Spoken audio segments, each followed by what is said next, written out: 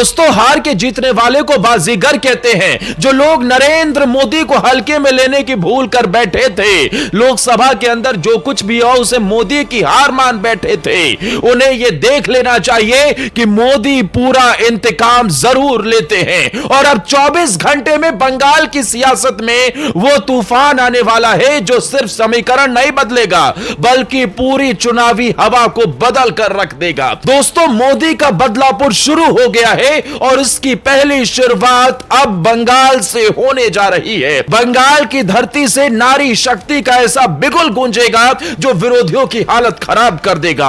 अरे, महिला आरक्षण बिल पर जिन लोगों को परेशानी होती है वो कैसे आधी आबादी के फेवर में हो सकते हैं? वो कैसे इस देश की सियासत चलाने लायक है जो महिला आरक्षण या फिर महिलाओं के हित को ही ना समझ सके? घर में बहन, बेटी, मां, बहन सब कुछ है, लेकिन उसके बावजूद भी अगर उन्हें सशक्त करने की दिशा में कोई कदम उठाया जाता है तब ये लोग पीछे कदम खींच लेते हैं। तो समझा जाता है कि इन लोगों की छटपटाहट कितनी बड़ी है। चाहे कुछ भी कर लिया जाए, ये लोग, इनका सिर्फ एक ही मकसद है, मोदी की गर्दन पर तलवार रखना, मोदी को हटाना सत्ता से। ये लोग बस यही चाहते हैं, लेकिन इनकी सियासी चाल हर बार बेनकाब होती है। इस बार विरोधी दलों ने जो कुछ भी किया है उसका मैसेज सिर्फ दिल्ली तक सीमित नहीं था बल्कि पूरे देश के अंदर आधी आबादी अब इन विपक्षी दलों की बची कुची सियासत को भी मिट्टी में मिलाने का कदम उठा चुकी है। दोस्तों, मोदी को आधी आबादी का साथ कैसे मिलता है, इसे बताने से पहले आपको मैं यह बताऊं कि कहीं ना कहीं पश्चिम बंगाल की सियासत अब नया करवट लेने वाली है। पश्चिम बंगाल की सियासत में अब त्रिमूर्ति का ऐसा तूफान देखा जाएगा जो पूरा समीकरण, पूरा खेल पलट देगा। ममता बनर्जी खुद महिला मुख्यमंत्री हैं। ममता बनर्जी के करीब 11 सांसद महिला हैं। ममता बनर्जी की सियासत में महिलाओं का बड़ा वोट माना जाता है, लेकिन ममता दीदी शर्म नहीं आई जब लोकसभा के अंदर महिलाओं के हित को लेकर, महिलाओं को सशक्त करने की दिशा में कदम उठाया गया तो आपने और आपकी पार्टी ने कदम पीछे खींच लिए। आपने इस मसले पर भी साथ देना मुनासिब नहीं समझा। क्यों? क्योंकि बिल लाया गया था मोदी की तरफ से, बीजेपी की तरफ से। इसी बात का विरोध है ना, इसी बात की टीस है, लेकिन यही जनता देख रही है।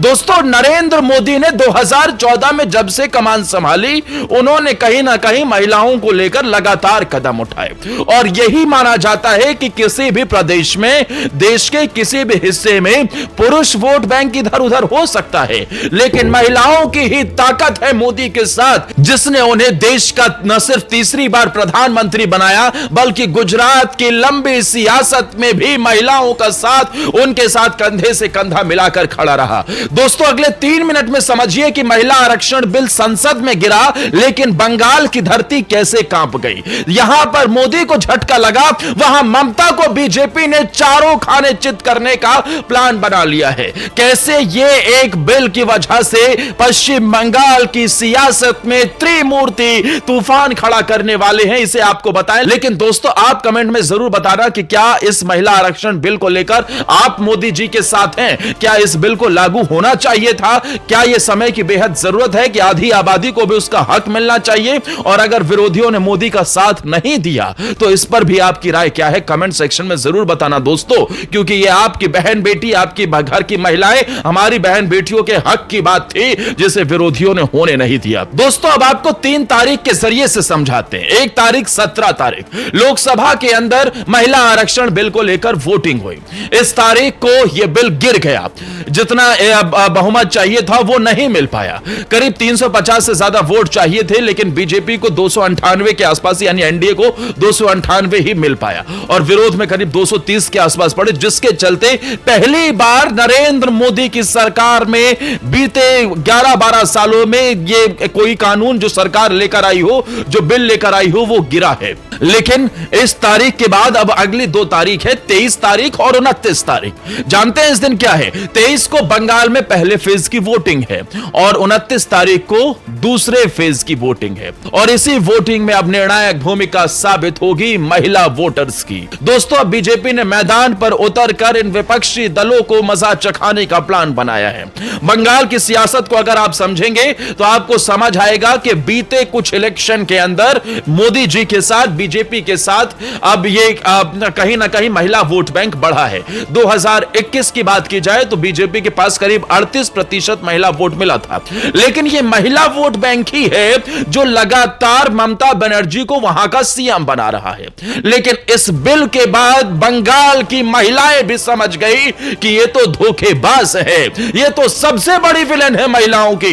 ये सिर्फ लूटना जानते हैं, योजनाओं के नाम पर लुभाना जानते हैं, लेकिन जब महिलाओं के हक की बात आती है तो खुद को 2 कदम पीछे खींच लेते हैं। और इसीलिए दोस्तों ये मैसेज डायरेक्ट बंगाल की धरती पर दिया जाएगा और इसमें 3 बीजेपी के बड़े त्रिमूर्ति काम करेंगे। एक तरफ होंगे नरेंद्र मोदी जो डायरेक्ट मैसेज देंगे कि भैया बंगाल की बहन बेटियों के हक की बात आई थी, बहन को उन्हें राजनीति में लाने की बात आई थी, महिला आरक्षण की बात आई तो इन लोगों ने साथ नहीं दिया। ये कैसे आप लोगों के सगे हो सकते हैं? ये दीदी ने तो कहीं ना कहीं अपनी बहन बेटियों के साथ ही छलावा कर दिया है। दूसरे त्रिमूर्ति में होंगे बड़े हिस्सेदार अमित शाह। अमित शाह रणनीति के चाणक्य माने जाते हैं और इसीलिए सबको लग रहा था कि महिला आरक्षण बिल भी चाणक्य नीति के तहत पास हो जाएगा। लेकिन अगर अमित शाह को यह झटका लगा है तो उसका क्या अंजाम होता है ये किसी से छिपने वाली बात नहीं है। दिल्ली से भी यह मैसेज डायरेक्ट गया है कि भैया लागू तो होकर रहेगा महिला आरक्षण बिल, आज नहीं तो कल, लेकिन यह होकर तो रहेगा। और त्रिमूर्ति के तीसरे बड़े हिस्सेदार हैं योगी आदित्यनाथ। योगी ने जैसे ही यह बिल लोकसभा के अंदर गिरा तुरंत ही उन्होंने हुंकार भरी और साफ कह दिया कि विरोधी दलों की इस हरकत को पूरे देश ने देखा है और वो जान चुके हैं कि इन लोगों की असली हकीकत क्या है। वो जान चुके हैं कि लोग किस तरीके से महिला विरोधी मानसिकता के साथ कदम उठा रहे हैं और इसी में कुछ हद तक तड़का लगाने के काम करेंगी बीजेपी की महिला सांसद, जिसमें स्मृति ईरानी सांसद नहीं है लेकिन कद्दावर नेता है, डंके की चोट पर बोलती हैं, और कुछ नेता जो बीजेपी की महिला सांसद हैं वो सब आएंगे। कुल मिलाकर बंगाल की सियासत में महिला वाला दांव अब खेला जाना फिक्स हो गया है। यह नरेंद्र मोदी का वो ब्रह्मास्त्र है जो सीधे बंगाल की राजनीति के दिल पर वार करेगा। क्योंकि अगर आप पिछले चुनाव का डेटा उठाकर देखें, चाहे 2021 का विधानसभा चुनाव हो या 2024 का लोकसभा चुनाव, एक चीज कॉमन है, वो है महिला वोट बैंक। बंगाल में महिलाओं ने हमेशा चुनाव का रिजल्ट तय किया है और सच यह है कि ममता बनर्जी की सबसे बड़ी ताकत भी यही महिला वोटर रही हैं। लक्ष्मी भंडार जैसे स्कीम्स ने उन्हें सीधा कनेक्ट दिया है। लेकिन अब खेल बदलने वाला है क्योंकि पहली बार देश की संसद से महिलाओं के हित में कौन है और महिलाओं का भला कौन नहीं चाहता, इस तरीके का मैसेज चला गया। और यह सिर्फ एक मैसेज नहीं था, यह एक इमोशनल नैरेटिव भी बन गया है। मोदी ने महिलाओं को हक दिलाने के लिए कदम उठाया लेकिन राजनीति ने मोदी के इस कदम को भी 2 कदम पीछे हटवा दिया। अब सोचिए बंगाल की वो महिला जो अब तक राज्य सरकार की स्कीम से जुड़ी थी, उसे जब यह लगेगा कि केंद्र की सरकार उसे सीधा संसद और विधानसभा में भागीदारी दे रही थी लेकिन इसमें ममता ने टांग अड़ा दी, तो उसका झुकाव किस तरफ जाएगा? यही वो माइंड शिफ्ट है जिस पर बीजेपी ने पूरा गेम प्लान तैयार किया है और यही कारण है कि टाइमिंग इतनी सटीक रखी गई है। 17 तारीख को यह बिल गिर गया, उसके बाद 23 तारीख और 29 तारीख को पश्चिम बंगाल में वोटिंग, यानी वोट डाले जाने से पहले महिला वोटर के दिमाग में सबसे ताजा इमेज क्या होगी कि मोदी ने हमारे लिए कदम उठाया था, मोदी तो हमें सियासत में भी आगे ले जाना चाहते हैं, मोदी तो महिलाओं के हक की हमेशा बात करते हैं, लेकिन ममता बनर्जी ने हमें ठग लिया है। यह पूरी तरीके से एक बड़ा राजनीतिक मूव है और अगर आप इसे गहराई से समझेंगे तो पाएंगे कि सीधा ममता बनर्जी के कोर वोट बैंक पर अटैक है। क्योंकि बंगाल में टीएमसी की सबसे बड़ी मजबूती पुरुष वोट नहीं बल्कि महिला वोटर रहा है और अगर उसमें 10-15% का भी स्विंग आ गया तो आधी सीटों का गणित बदल जाएगा। बीजेपी को बंगाल में जीतने के लिए 50% वोट की जरूरत नहीं, उसे सिर्फ इतना करना है कि टीएमसी के मजबूत वोट बैंक में सेंध लगा दे और महिला आरक्षण बिल के जरिए से वही मैसेज पूरे देश में चला गया। क्योंकि राजनीति में परसेप्शन रियलिटी से ज्यादा ताकतवर होता है दर्शकों। यह बात कहीं ना कहीं सियासी गलियारों में चर्चा थी कि क्या इसे बीजेपी या फिर एनडीए लागू कर पाएगा कि नहीं कर पाएगा। भले ही यह लागू ना हुआ हो, भले ही ये सदन के अंदर गिर गया हो, लेकिन दर्शकों इसका मैसेज तो चला गया। मैसेज बहुत बड़ा है, वोटर के दिमाग में यह चला गया है कि कौन उनके हित की बात कर रहा है और कौन उनके साथ छलावा कर रहा है दर्शकों।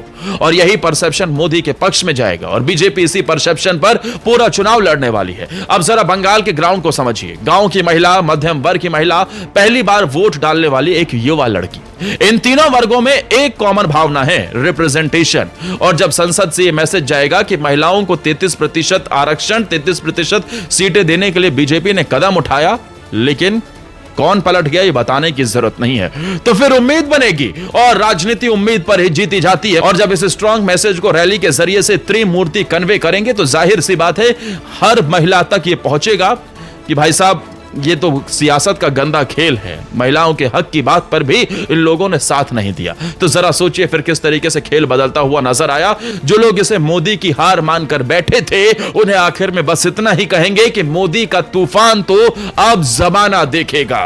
मोदी के इस विमेन आरक्षण बिल के खिलाफ जाकर जो विपक्षियों ने काम किया है उसका ऐसा बदलापुर शुरू होगा जो जमाना याद रखेगा और पश्चिम बंगाल की सियासत यहीं से कहीं ना कहीं पलटने वाली है। दर्शकों, अब आपकी इस पर राय क्या है कमेंट में जरूर बताइएगा। क्या आप भी मानते हैं कि महिला वोट बैंक मोदी की एक मजबूत पकड़ है और क्या इस बार जो महिला आरक्षण बिल गिरा है उसके बाद बीजेपी को इसका फायदा मिल सकता है? दर्शकों, अपनी राय जरूर दीजिएगा। बंगाल में क्या इस बार वक्त आ गया है जब ममता की सियासत उखाड़ फेंक बीजेपी की सत्ता आएगी? अपनी राय कमेंट सेक्शन में जरूर बताइएगा। जानकारी अच्छी लगी हो तो दर्शकों हमारे चैनल को फॉलो और सब्सक्राइब कर ले। जय हिंद, वंदे मातरम, भारत माता की जय।